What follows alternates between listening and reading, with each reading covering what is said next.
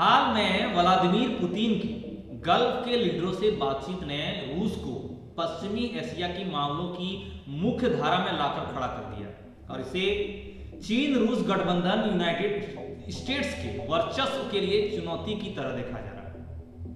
दरअसल रूस के राष्ट्रपति व्लादिमीर पुतिन पश्चिमी देशों के प्रतिबंध के कारण ज्यादातर क्रेमलिन तक सीमित रहते हैं। हालांकि 6 दिसंबर को अचानक वो अबू धाबी और रियाद के एक दिन के दौरे पर चले गए थे और अगले ही दिन ईरान के राष्ट्रपति इब्राहिम राइसी ने मॉस्को में पुतिन से मुलाकात भी की। फिर 8 दिसंबर को पुतिन ने घोषणा की कि वो 2024 में चुनाव लड़ेंगे। उन्होंने दावा किया कि वह कम से कम 2030 तक और शायद उसके बाद भी रूस का नेतृत्व करेंगे। ये चर्चा का विषय बन गया। गल्फ में पुतिन का स्वागत बड़े ही धूमधाम से हुआ, जो आपसी संबंधों की गहराई को बताता है। यूएई के शासक मोहम्मद बिन जायद ने बातचीत और सहयोग को मजबूत करने पर जोर दिया। उन्होंने पुतिन को भरोसा दिलाया कि दोस्ती के मजबूत होने में कुछ भी आड़े नहीं आएगा। नमस्कार, मैं उमेश कुमार और आज की इस वीडियो में आपको बताऊंगा कि गल्फ का अचानक दौरा करके पुतिन आखिर क्या हासिल करना चाहते हैं। इस बात को आपको इस रिपोर्ट से समझ में आ जाएगा। दरअसल रूस के एक प्रवक्ता ने गल्फ की राजधानियों में हुई चर्चा को बेहद प्रभावी बताया है। आपको बता दूं, गल्फ में पुतिन और प्रिंस मोहम्मद बिन जायद की मुलाकात का एजेंडा स्पष्ट था। यूक्रेन और गाजा जो वहां के हैं, तीन एजेंडे थे। यूक्रेन और गाजा में चल रहे युद्ध पर एक दूसरे के विचार जानना, दूसरा गाजा में फंसे फिलिस्तीनियों के लिए मानवीय मदद बढ़ाना और तीसरा दोनों पक्षों के बीच राजनीतिक और आर्थिक संबंध बढ़ाना। रूस के प्रवक्ता ने जब गल्फ की राजधानियों की चर्चा को प्रभावी बताया, उन्होंने दरअसल बताया कि सऊदी अरब और रूस की अध्यक्षता वाले ओपीईसी प्लस देशों में सहयोग से यह सुनिश्चित किया जा रहा है कि कच्चे तेल का उत्पादन सीमित रहे। सीमित उत्पादन के कारण जहां तेल का उत्पादन करने वाले देशों के हित की रक्षा हो रही है, वहीं यूनाइटेड स्टेट्स इससे खुश नहीं है। ये मामला सामने आया है। दरअसल यूनाइटेड स्टेट्स के साथ लंबे समय तक गठबंधन के बावजूद यूनाइटेड अब अमीरात और सऊदी अरब के हाल के देशों में रणनीतिक स्वतंत्रता का लागू करना शुरू कर दिया और चीन तथा रूस के साथ अपने रिश्तों को प्राथमिकता दी है। अब गल्फ में यूनाइटेड अरब अमीरात रूस का सबसे महत्वपूर्ण व्यापार सहयोगी है और रूस पर अमेरिकी प्रतिबंध को यूनाइटेड अरब अमीरात और यूएई ने मान्यता नहीं दी। साथ ही यूक्रेन में चल रहे युद्ध के लिए उन्होंने रूस की आलोचना भी नहीं की। आपको बता दूं, हजारों रूसी नागरिकों ने यूएई में घर खरीदे हैं, निवेश किया है, व्यापार शुरू किया है। तकनीकी के क्षेत्र में इन दोनों देशों के बीच सहयोग बढ़ रहा है और इन वजह से पश्चिमी देश यूएई पर नजर बनाए हुए हैं ताकि रूस तक ऐसे हाईटेक उत्पादन ना पहुंचे जिन पर प्रतिबंध लगाया है। रूस ने सऊदी अरब को भरोसा दिलाया है कि वो समय आने पर उसके नागरिक न्यूक्लियर प्रोग्राम में मदद करेगा।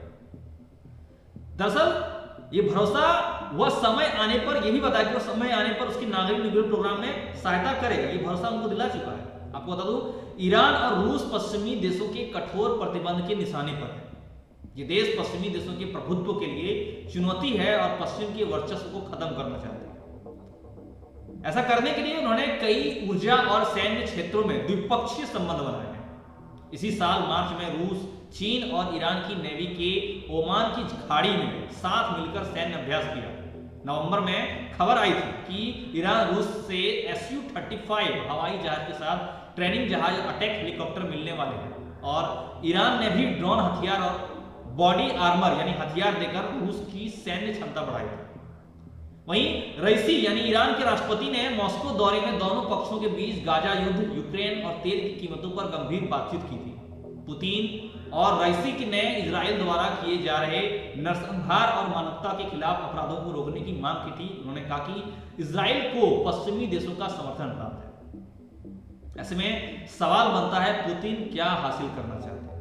दरअसल पुतिन के प्रमुख गल्फ देश के साथ मुलाकात में किन बातों पर ध्यान देना चाहिए, यह सवाल बनता है। मॉस्को में रॉयटर्स संवाददाताओं ने नोट किया है कि क्रेमलिन प्रमुख की जल्दबाजी में की गई अबू धाबी और रियाद की यात्रा अभी एक रहस्य बनी हुई है। आश्चर्य करने वाली बात यह है कि पुतिन के लिए असामान्य विदेशी यात्रा करने के लिए कौन सा मुद्दा इतना जरूरी था। यह यात्रा पुतिन की ओर से स्पष्ट संकेत देती है कि रूस अलग थलग नहीं है। उसके कुछ करीबी दोस्त हैं जैसे कि संयुक्त अरब अमीरात और सऊदी अरब, जो अभी तक अमेरिका के सहयोगी थे। हालांकि इसके अलावा पुतिन के पास और भी महत्वाकांक्षी एजेंडा रहा हो। सबसे पहले ईरान के साथ रूस के नजदीकी संबंधों के आधार पर उन्होंने यूएई और सऊदी अरब के शासन को बताया होगा कि गाजा युद्ध पूरे क्षेत्र में नहीं फैलेगा। इसके साथ ही ये भरोसा दिलाते हुए कहा कि ईरान यमन के हित में हिजबुल्लाह और हौतीस पर लगाम लगाएगा, जिससे क्षेत्र स्थिरता भी बनी रहे। दूसरा, पुतिन गल्फ कोऑपरेशन काउंसिल और ईरान के बीच गहरे रणनीतिक और राजनीतिक रिश्ते चाहते हैं। ऐसा करके वो रूस और चीन को इस क्षेत्र में शांति स्थापित करने के वादे के रूप में स्थापित करना चाहते हैं। और इस संदर्भ में देखें तो चीन को इस क्षेत्र की राजनीतिक और सुरक्षा का मुख्य बिंदु बनाकर चीन का करीबी होने के नाते रूस को इस क्षेत्र की कूटनीति और जरूरी हिस्सा बनाया जा सकता है। तीसरी बात यह है कि पुतिन ने इस क्षेत्र को एकजुट करने के लिए बातचीत के दौरान सहयोग मांगा।